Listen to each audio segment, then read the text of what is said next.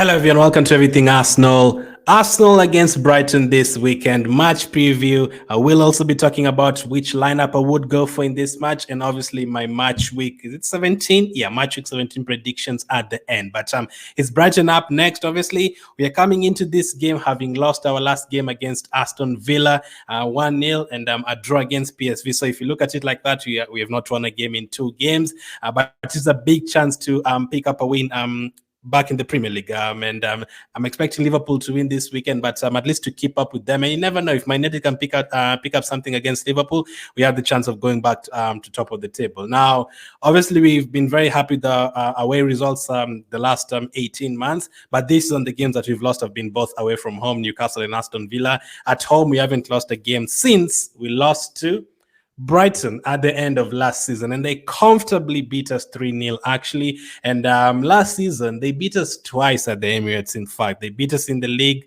and they also beat us in the Carabao Cup as well. So, and those are not the only 2 times Brighton have beaten us at home. 2019, I think, right after Emre left, and I think it was Ljungberg. It might have been Ljungberg who was in charge for those like 2 or 3 games between us and Man City and us and Brighton. We also lost to them at home. So since they actually came back to the Premier League, they've beaten us several times at the Emirates. I think 3 times in the league plus the Carabao Cup one as well. So they have a very good record. Apart from Man City, I think they're the ones who've beaten us a lot of times at the Emirates over the last 5 years. I can't remember Man United have never beaten us at the Emirates recently. Chelsea, I think, have done it once. Liverpool have done it maybe twice. There's been a lot of draws. They've managed to beat them as well twice. Tottenham have never beaten us at the Emirates at all, and recently as well. They've beaten us once in a year, but recently they've not beaten us. All those teams, none of them you can count like they've beaten us 2-3 times at the Emirates, but Brighton have, and they are a very, very attacking team. Brighton is not going to come and pack the bus against you this season. We've actually scored the same amount of goals as Brighton, 33 each, but we've conceded 15 goals and they have conceded 28. So they will give you chances, and those are the kind of teams they love playing. It can go good, it can go badly. You can end up winning a game 6-0 like you did, we did against which team? Against Lens in the Champions League. Or you could end up, having a very end-to-end game, 2-2-3-3 if your defense doesn't turn up on that day. But this season, I think Brighton are there to be got at. I watched them against Chelsea. They conceded 3 goals. I watched them against Aston Villa. They conceded 6 goals at Villa Park. We know all about Villa Park as well. There's some games where they conceded a lot of goals. I also watched them against Man City. I think against, either Liverpool or something like that. They will give you chances to score goals, but themselves, they can also score a bunch of goals against you. They have the likes of Mitoma and Pedro and Ferguson. I watched them yesterday as well in the Europa League. They scored very late on, Pedro, to finish top of their group in the Europa League in their first season back in Europe.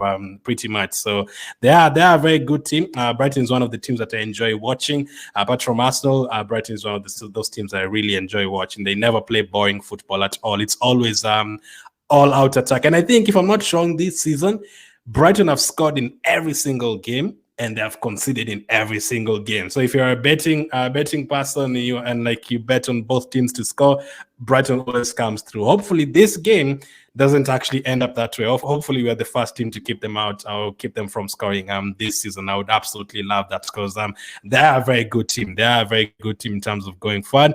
But this season I trust our defense. We've only conceded 15 goals.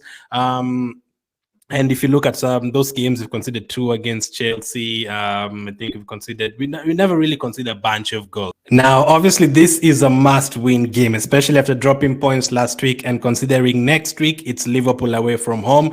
If this result doesn't go your way, you could easily go 3 Premier League games without winning. But if you get back to winning ways in this one, and then you build that momentum, Liverpool also have a game next midweek in a Carabao Cup. We will be resting for that, and then going there next weekend high on confidence. That would be great. We'll have a chance to be top of the table by next week. So, but we have to focus on Brighton first. We have to try and win this game fast, get back to scoring goals, get back to winning the game, get back to hopefully keep a clean sheet if possible against Brighton. That would be absolutely fantastic. So, as I said, in terms of the squad, our players rested against PSV. The likes of Martinelli, he didn't play. Saka, he didn't play at all. Jesus only came on for like 2 minutes. Rice came on for 30 minutes, played a different role. Zinchenko's fully rested. Saliba came off early. So most of our players are well rested for this one. Odegaard also came on with like 30 minutes to go. So hopefully, with Brighton having played on Thursday in a very crucial game for them, hopefully we have more energy than them. We'll have rested for 2 more days than them, and for our players, most of them rested for like a full week, and for them they only rest for like 2 days. So that is a big advantage for us. But which squad would I go for if I was Mikel Arteta, who obviously escaped a ban? Very, very good news. He escaped a ban, so he will be on the touchline for this one and the Liverpool game as well. So that is fantastic news. So this would be the squad that I would go for. In goal, I would go for David Raya. That's a first goalkeeper. I don't really like talking about the goalkeeper, so Raya just starts in goal. What about the back four? Now, I've really thought about this deeply. Thankfully, we're almost getting to January. I don't know how long Timber and Tomiyasu are going to be out for, but Tomiyasu, even if he comes back, is going to be heading to the Asian Cup. So we really don't have enough defenders. There's also rumors about Cedric leaving in January. So even the one that you actually ask for from the bench or turn to on the bench, we won't have enough defenders. We'll have like 4 or 5 defenders totally. Kivio, the other day, I don't feel like Kivio is a fullback at all. I think he's better at centre back, because the other day at fullback he really got cooked, which is the painful truth. So I think he should be as a centre back. So in terms of fullback, we don't really have too many players. If Zinchenko is not fit, we're in big trouble because we don't have enough players. But for my back for this week, I would go for Zinchenko, Gabriel, Saliba, and Ben White. Gabriel played full 90 minutes against PSV, but considering at the beginning of the season he didn't really play a lot, hopefully he's more fresh than most of the players. Ben White as well has been rested for 2-3 games, also missed a few because of injury. Saliba got subbed off early, and Zinchenko rested fully. So I think that back four can do the job for us. I think that is a good enough squad. Brighton, as I said, Brighton is a very, very good team attacking wise. They've been able to score goals against us during the Bellerin days. They've been able to beat us during the Mustafi days, during the Xhaka days, during the Zinchenko days. So Brighton are a pretty good team, but hopefully this back four, this combination with a guy in front of them, we can be able to keep Brighton quiet. Speaking of the guy in front of them and the rest of the midfield, this is what I'd go for. I'd go for Declan Rice, Odegaard, and Havertz. I think Havertz has been playing really well, so I'd keep him in the starting lineup. There's the option of going Trossard against his former team. Declan Rice hopefully can be able to protect that midfield, that defense. What a player, man! What a player. Odegaard as well. He's back to goal scoring, so I'm happy with that. So he had a bad game against Aston Villa. Should have had like 2 goals, but just before that, he was getting back to the groove of goal scoring. Hopefully, he can pick that up again, because this time, heading into this period, you need to take your chances. If you get any, you need to take at least 3 of them at least. So Rice, Havertz, and Odegaard in midfield. I think that is strong enough. In terms of the forward line, we were able to rest Saka and Martinelli, and Jesus only came on later on. So I think that is easy. Saka, Gabriel Jesus, and Martinelli up front. I'm pretty sure when he played Brighton last season, I don't think this full squad was there. Obviously, Havertz and Rice are not there, but I don't think Zinchenko was in that game. He might not have been. He might have maybe been playing. I think Holding was playing actually during that time instead of Saliba, so he didn't have Saliba in that one. And yeah, I can't remember the full lineup, but I'm sure like 2 or 3 of these players were not that in that game. And if you remember the game we played against Brighton at the Amex, it was very good. We scored 4 goals. Odegaard was very sharp in that game. He scored. He had like the assist of the season to Martinelli.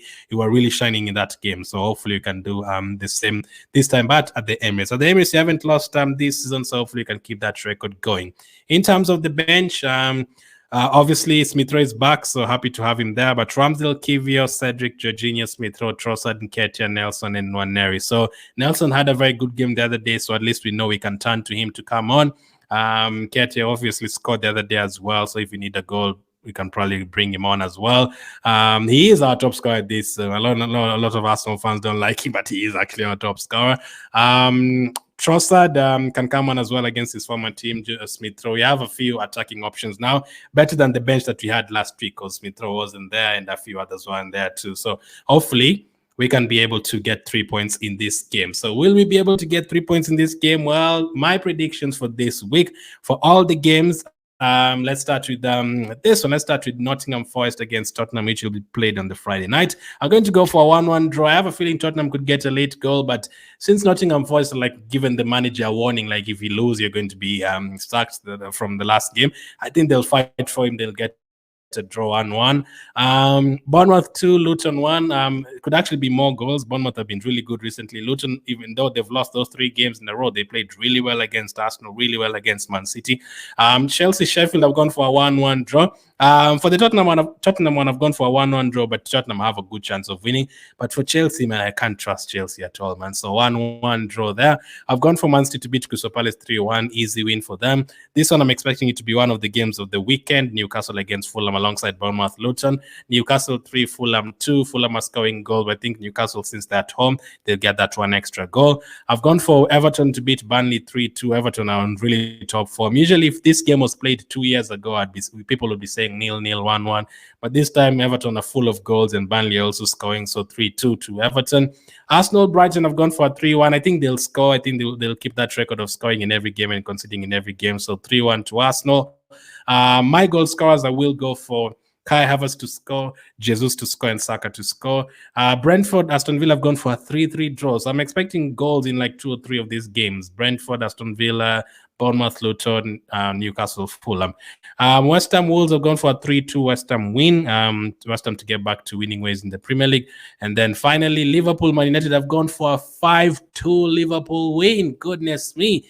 Right now, I'm thinking maybe that's too much. I'm actually thinking that's too much. You know what? I'm actually going to change it because I can't see Man United scoring 2 goals. You know what? I'm going to drop 1 goal for every team. I'm going to go for Man United 1, and I'm going to go for Liverpool 4. I think it's going to be 1 goal less for it. So Liverpool 4, Man United 1. I'd love Man United to get something away from Liverpool so that we can go back to top of the table, but I can't see it. And I had gone for Man United to score 2 goals because Liverpool have been conceding goals, but Man United don't really score that much. So Liverpool 4, Man United 1. Those are my predictions for this week. Last week, I was able to get Crystal Palace, Liverpool spot on. Obviously, I didn't get the likes of Arsenal, Aston Villa spot on. They ended up beating us, but hopefully this week is a better week in terms of the predictions. Let me know what you make of what you're expecting from the Arsenal Brighton game, or your predictions for this week as well. And which lineup would you go for? Would you start Trossard? Would you start Havertz? Or would you start? Let me know. Thank you for watching, and I'll catch up with you guys on the next one.